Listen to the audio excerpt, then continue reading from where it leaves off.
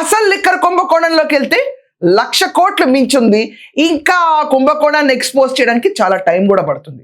India కాదు, ప్రపంచం మొత్తం ఔరా జగన్మోహన్ రెడ్డి టెన్యూర్లో ఇంత లంచగొండి వేషాలు జరిగినాయా, ప్రజల ఆరోగ్యాన్ని పనంగా పెట్టి జగన్మోహన్ రెడ్డి ప్రభుత్వం ఇంత నీచానికి దిగజారిందా అని చెప్పి కళ్ళు విప్పి చూశారు.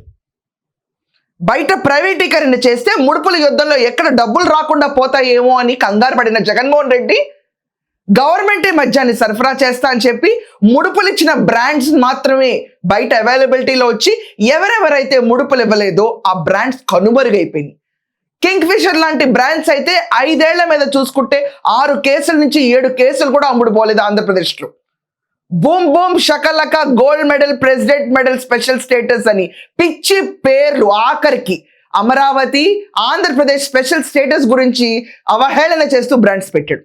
ఏమైంది? ఈరోజు ఈడీ ఎంటర్ అయిపోయింది.